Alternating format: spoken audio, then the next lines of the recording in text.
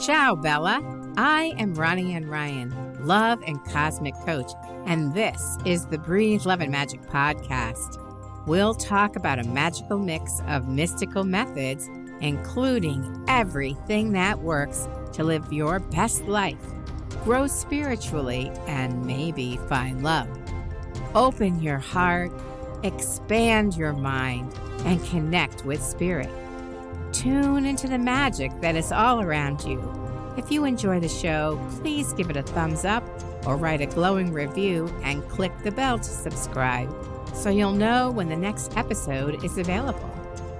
I offer listeners cosmic coaching and guidance for your spiritual path, psychic, intuitive, or card readings, or learn about your past lives and how they influence your life today with an Akashic Records reading. Learn more at nevertoolate.biz. May good fortune and magic come to all those who listen to the Breathe Love and Magic podcast. And now, on with the show. In this episode of the Breathe Love and Magic podcast, I'm speaking with Tracey Whittet. She is an intuitive guide, channeler, and energy healer in Santa Fe, New Mexico, sharing her unique gift called Transmosis Healing. We'll hear more about that. The multidimensional body balancing sessions clear non-beneficial energies on all levels, layers, timelines, and dimensions by clearing the energy bodies. Clients feel better, happier, lighter, and are uplifted by the 100% pure divine light clearing that compassionately elevate you into wholeness. I want one. All right, here's Tracey. Welcome, Tracey. Thank you, Ronnie. It's so great to be here. Appreciate it. Thank you. My pleasure. First of all, Santa Fe. Yep. What a beautiful place. It is. It's very sacred. It's very beautiful. Yeah, I was there in the 80s, I think.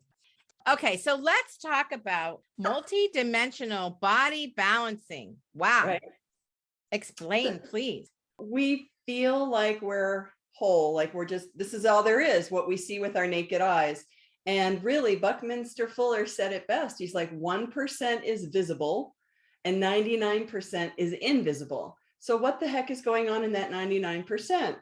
We have many bodies. We are holograms. We are there are 6 invisible bodies. 6? And 6. Oh, I only know 4. So, what are you thinking? I'm thinking spiritual, mental, physical, and emotional. Right. And you could add in the causal body and you could add in the etheric body. Oh. So the way I understand it and was taught is you have a physical body, and right next to that, you can kind of imagine a rainbow and all of those layers like that.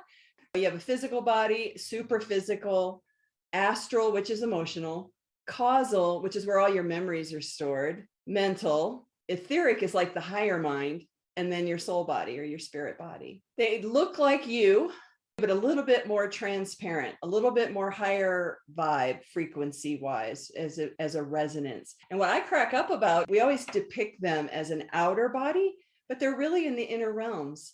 So it's kind of like hard for our mind, our mental body to wrap around that.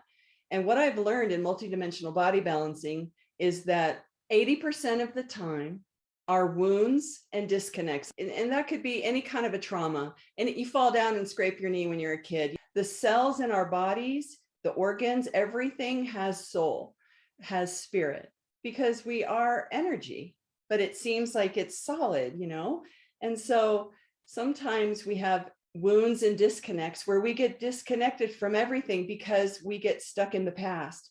It's almost like we think that fall with our knee is still happening, even though it's not. It's funny how that works. And it's unconscious.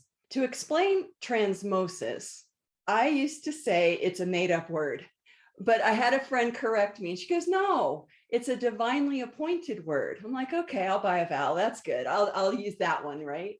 And what happened for me is I learned Reiki back in the early 80s. You talked about the 80s. That's when I did Reiki 1. And then Reiki in the 80s. That was very early. You're a very early adopter. I did it, I think, in 1990. So you were 4 back then? Yeah. Thank you so much. Just checking.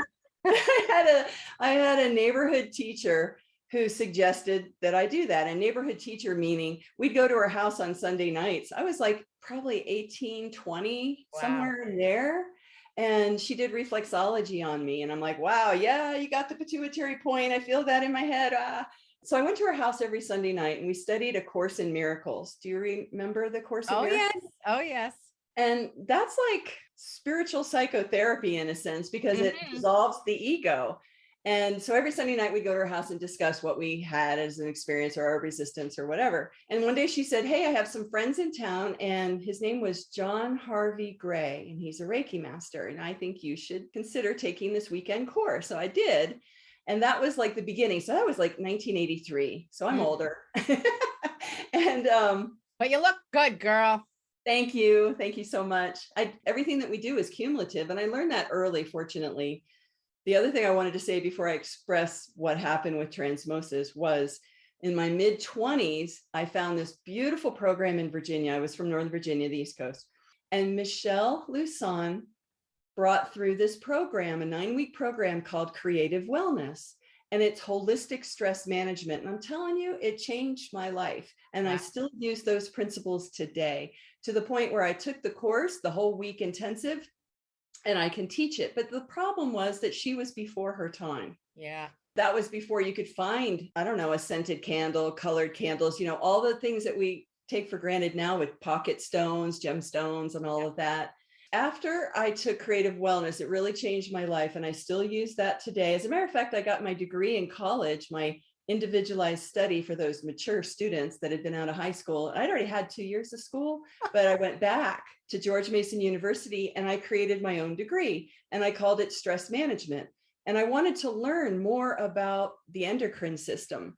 Well, that's like science, and I'm more light and airy and free and etheric. But I took physiology and anatomy, and I was so embarrassed because I was like, oh my God, I have one of these. I have this human body, but I didn't know it did all this stuff. My point is, with Transmosis, I was doing Reiki, and I lived in Longmont, Colorado at this time. And I had my hands on her torso, and I'm just la la la, doing Reiki, allowing the energy to flow through. And I heard, I guess I'm clairaudient, didn't know it, but I heard transmosis. So I wrote it down, and I asked channelers, I asked everybody that could know, nobody knows. So I'm like, all right, fine, let me look it up. It doesn't exist in the dictionary, but there's trans for like transfiguration, transmutation, transformation, and then there's osmosis. Osmosis, yeah. Right? So transmosis, I finally asked myself, and what Spirit told me, transmosis is an unconscious transfer and assimilation of higher frequencies to raise the recipient's energy to equal the source energy. It's like right over your head, right?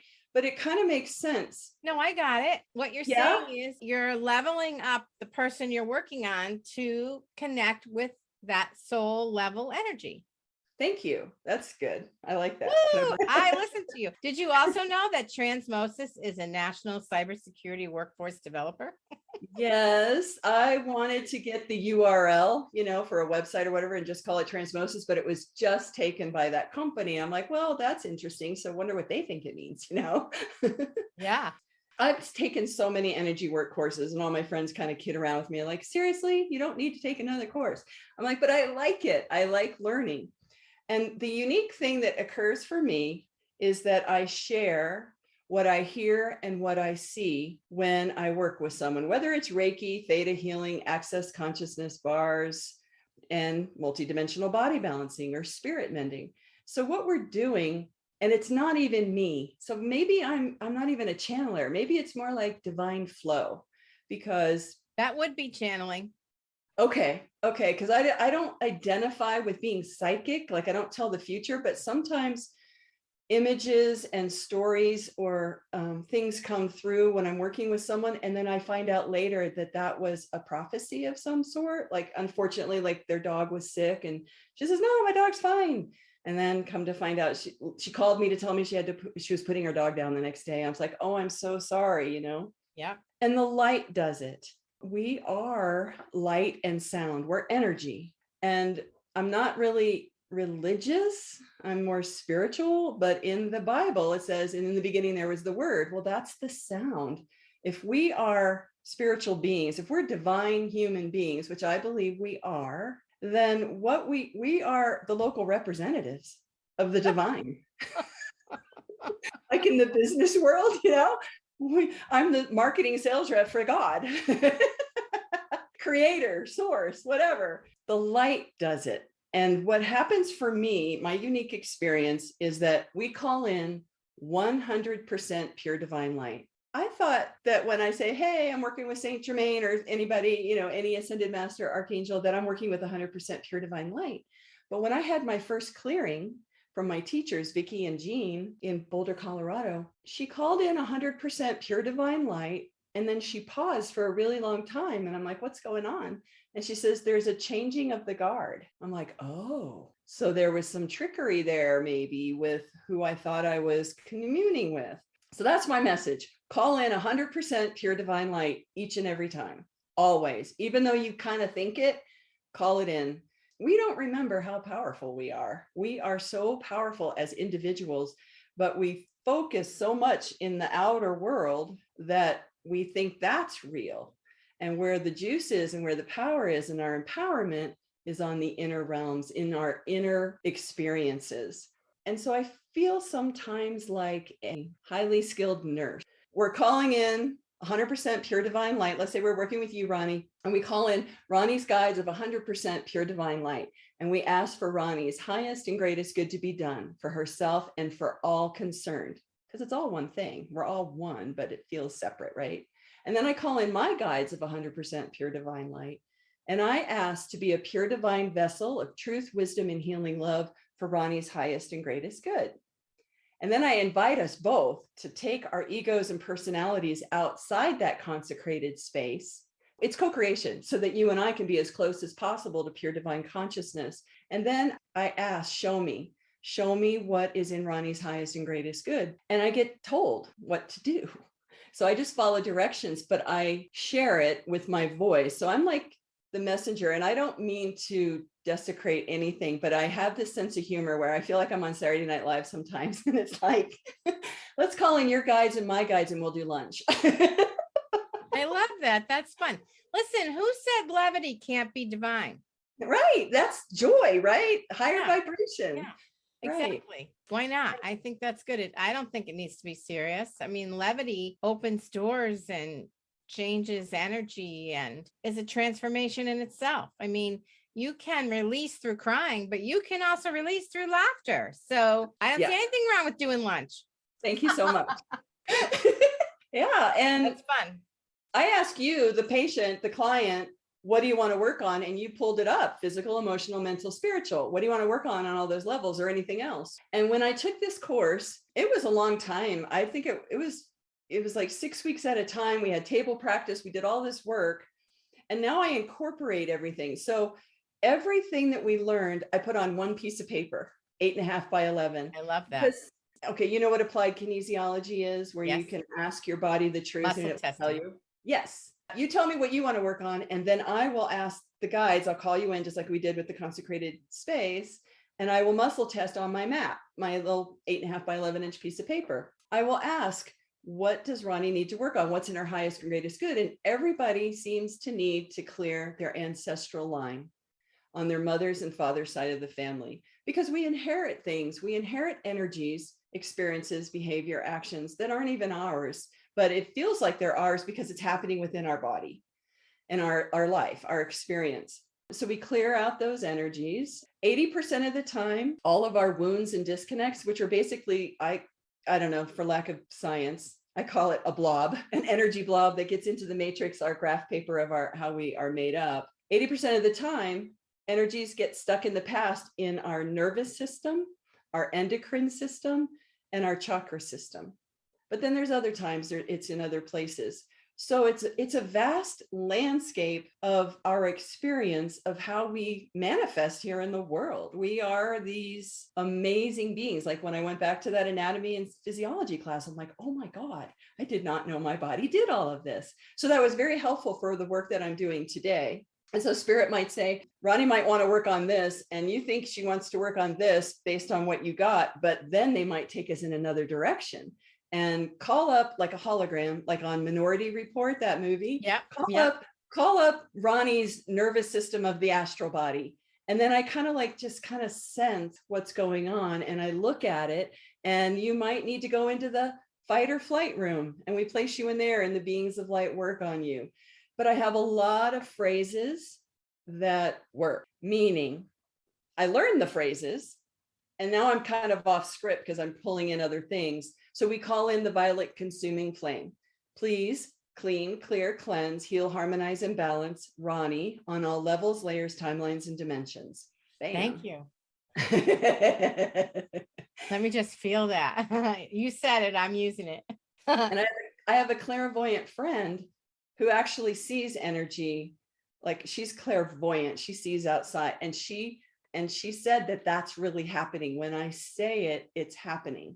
So I'm like, thank you for that biofeedback, because I'm not sure. Words are very powerful. So yeah, be careful what you say. Yesterday, I had an interesting experience where I was doing some energy healing work on somebody, and I had never seen this before, because I think, we're always progressing. We're often progressing in our skills too. And for the first time, I saw like a Venn diagram, like there were pieces, there were circles, pieces that connected, but they weren't aligned. That's what I said to her. I'm like, you need to pull it all back in, so it's in the central core, like it's all out of. That was really cool. That's awesome. That's true. I mean, it's soul alignment. That's what we want. We want soul alignment. Yeah. And that's what this work does, is it kind of like, it's spiritual hygiene. I mean, every day I brush my teeth. So every morning when I contemplate, meditate, be still, connect with myself, I call in the guides of 100% pure divine light, and I ask for my highest and greatest good to be done for myself and for all concerned. And then I just call in the violet consuming flame to clean, clear, cleanse, heal, harmonize, and balance on all levels, layers, timelines, and dimensions. And the universe likes, you cleared all this whatever out. You don't need to know the story. You heal and seal with liquid golden light, and you activate upward spirals, because when we have wounds, they kind of look like counterclockwise going in towards the body energetically. So heal and seal with liquid golden light, activating upward spirals, reversing any and all shearings, like when your bodies are off. Yeah. Reverse any and all contractions, which is like fear, and reverse any and all implosions. Sometimes our chakras get pushed in. And then you anchor and hold with divine protection of truth, wisdom, and healing love. Done. It's that simple. And I want to teach this to people so they can be empowered. And that's what I'm working on now, is creating a course so people can do it for themselves, so that we can heal the world, support consciousness, evolve. Yeah, what a concept. I love that. So spiritual hygiene, you're talking about stuff that we come up with and stuff that we inherited. But what about external stuff that works its way in? Like you had said, you weren't calling in 100% pure light, even though that was your intention and you thought you were. So you might have had some, we'll call it debris in your system that had to be removed during that changing of the guard, as you called it. Do you talk about that too in your spiritual hygiene? Is anything that might have gotten sucked into you that needs to get kicked back out? First of all, you call in 100% pure divine light. You call in the violet consuming flame, and you tell it to please clean it all up. Then you heal and seal it with liquid golden light. Then you anchor and hold it. Then you could activate the D sharp, D as in dog, it's a tone. Activate the D sharp shield 2 to 6 octaves above middle C. So it's a very high pitch, annoying tone that the dark does not like. You can make it 12 layers deep, 24 layers deep, 144 layers deep, whatever protection you need. Now, I used to work in the prison system. I worked for a contractor that did healthcare for the prisons here in the state of New Mexico. And I would anchor that in before I walked into a building, for sure. And you can do your best. And sometimes things are slippery and you unconsciously may connect with, or it may glob onto you and attach to you. Right. So it's important to keep our thoughts, feelings, and emotions as high as possible, because what if, and I'm just making this up right now or creating it right now, is like, what if there's complete transparency? So we're thinking a negative thought about someone, like a prisoner, for example, And then they know that, and it comes back to you. Like, we create what happens, but there's also, I don't even know how it works truly. I'm going to be really frank. What I've learned this year is I always thought I was in charge. I thought I was co-creating my life. And then I realized I just need to get out of the way and let the divine flow through me. And that if I follow the energy that's light, then my life feels great and things are happening wonderfully. But when I try and interfere with the divine flow, then it doesn't work as well. So I suggest that some people call in like a white light, like an egg all around you. You call in protection, but then there's something weird about that. If you're calling in protection, then you're kind of like drawing it what you need to be protected from to you. So there's that. So I just call in the D sharp shield 2 to 6 octaves above middle C, polished on the inside and the outside. So it's like a membrane, an energetic force field, if you will, and only love can pass through that membrane. So it's polished on the inside so you can see yourself when you're thinking a non-loving thought, that it comes back to you. So you want to change that. So you're in charge in that way.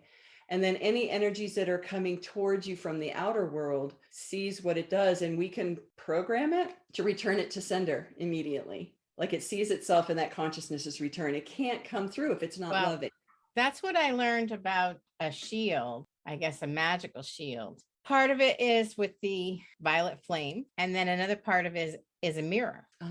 To send back what came to you that you didn't want or ask for or isn't for your highest good or whatever. And you just reflect that back to whoever sent it. So that's a very similar explanation about what you were talking about. So that's very interesting. And I have definitely found that when you cross all the different kinds of disciplines, there's so many similarities in the methods and how you talk about it. If you really listen, you're going to hear the way you think about something reflected in the way somebody else thinks about something, but it just coming from a different place. It's always so interesting to me that happens. So I understand what you're talking about, and I've learned it from a different perspective. I think that's good because then you're recognizing truth. When you hear it again, another way, another way, another way, another way, then you're recognizing the truth of something. And I think if we pull in all of our essence, all of our energy, and if we are whole and connected and we're embodied, we're grounded in our body, and we send our light down to the center of the earth, and we really are connected to our mother, Gaia, and then we can send all of our energy up and connect into that ocean of love, then we are like heaven on earth. We're walking around as that local representative filled with light.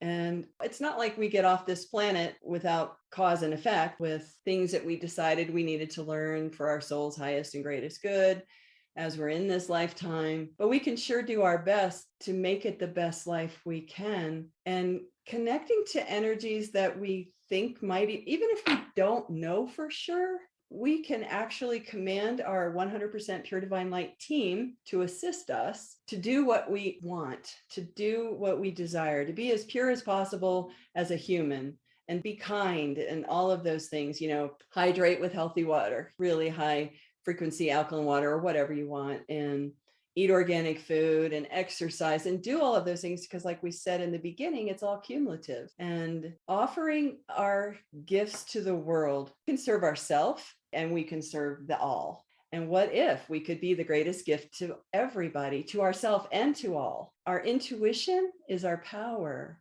And how do we connect to our intuition? That's what I do every morning. I connect to myself, my higher self, your divinity, and you can be more whole. You can be here physically, 3D, and you can also be aware of all the other energies that are around. Protect yourself. You can send out love, all of those things. But I think it's important that I suggest that we do spiritual hygiene too, that we clean, clear, cleanse, heal, harmonize, and balance. If something comes out of your mouth that you didn't like, or even if you thought something, it's like thought karma. I learned about that from Dr. Master Shah. My thoughts are creating karma? I didn't know that. Okay, let me clean that up too. Yeah, well, I know there's always a lot to clean up. It's like cleaning my house. The minute I'm done dusting, it's dusty again, I swear. Yeah. Yeah. And so it's just a constant process. So I just want to go back to something you said, how you thought you were a co-creator of your life, but you realized you just had to get out of the way. With that thought, That reminds me of synchronicity and how when you're in the flow, which, we get bumped out naturally for a variety of reasons, emotions, or something happens. That's the whole point to me about being in the flow, is allowing the energy to flow through you and allowing yourself then to be open to the messages and the clues and the signals and the signs that can guide you along the way if you're aware enough to notice them. Yes. And that takes some quieting down within and being still. And it's like everything is relationship. Like right now, you and I are in this conversation. We're in relationship talking. I'm talking about being in relationship with yourself first, self-love, and your own divinity. Yeah, we're human and we have all of those things, but we also have these divine qualities. So being in relationship and connecting to that creates flow. And you're in your heart, let your heart be your GPS and guide you around. Follow what's light and true for you.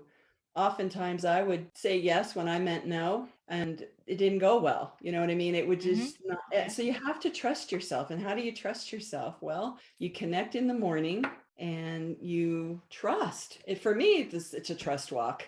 Being a soul embodied in this life, in this body, walking this planet, it's a trust walk for me. I'm still working on that. Oh, we're all working on them. Okay. There's no question about it. One thing I like to ask healers is, a lot of times when you work on enough people, you start to see patterns or whatever, and the patterns change. They change with the season, they change with the news sometimes. So I'm just curious what you've been noticing lately.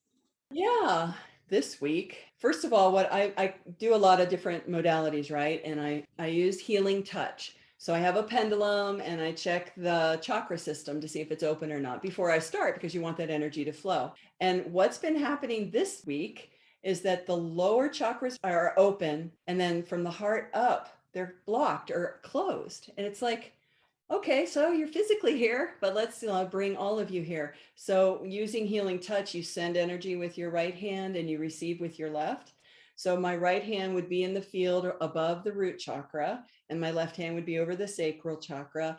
And I do that until I feel the energy in my left hand. And then we move all the way up. So it's like biofeedback. I'll check with the pendulum first, connect all the chakras, then I'll recheck with the pendulum, and then they're all open. And just doing that makes people feel a lot better because their energy is flowing. Do you have any idea, though, of what's creating the closure of the upper level chakras? Like, did you catch on to anything? I mean, maybe not, but I'm just curious. Well, I think that in our world today, there is a lot of fear energy running around. Sure. What would cause that disconnect between the physical body and the higher self? Yeah, I don't know. But I will say what was interesting last month was with my map, everybody tested for hysteria. And I thought, that's really odd. And I just interpreted that to be the massive stress that's on our nervous system, whether it's EMF, the news. There's a lot in the news. There's a lot of political stuff. There's new rulings about guns and abortion. There's a war in Ukraine. I mean, there's quite a few stressors happening right now for people. So yeah, last month, that makes total sense. So I know you have a free gift for the listeners. Tell us what that's about, Tracey. Sure. Around 2015, two other women and I wrote a book called The Magi Within. And it's a paperback. It's called Unlocking the Gifts to the Inner Self. So when I was speaking about intuition, you pick a letter, A through Z. Like for you, Ronnie, right now, what letter would you pick? E? Energy. Woohoo! So we wrote a chapter to assist people on energy. So for the rest of the day, just be with energy. And there's 4 questions that we ask, and then you can write down at the end of the day what you experience. And it's all designed to help people become empowered to connect to their inner self, the inner magi. So on the website, my name, TraceyWhittet.com, click on book, and you can get a free PDF of the book. We also did artwork that activates you as well. So you can look at painting of energy. And we did our own process. We centered within ourselves, and then we just connected and asked, show us what we should paint for energy. That sounds fun. It is really fun. I mean, it's got to be a little bit lighter, and it's just something that you can be with all day. So yeah, it's TraceyWhittet.com/book. You can buy the book if you'd rather have a paper copy, and that's on Amazon. So Thank you so much for sharing your healing wisdom today and explaining transmosis and how you work. That was really wonderful. So I appreciate it. You're so welcome. Thank you. My pleasure. This is Ronnie Ann Ryan, Love and Cosmic Coach, thanking you for listening today. If you'd like cosmic coaching and guidance for your spiritual path, a psychic, intuitive, or card reading, or to learn about your past lives and how they influence your life today with an Akashic Records reading, please visit nevertoolate.biz. If you like this episode, please give it a thumbs up and subscribe, and share it with someone that you love. I'll have more about love and magic next time. Until then, this is Ronnie Ann Ryan, hoping you make the most of the love and magic that always surrounds you.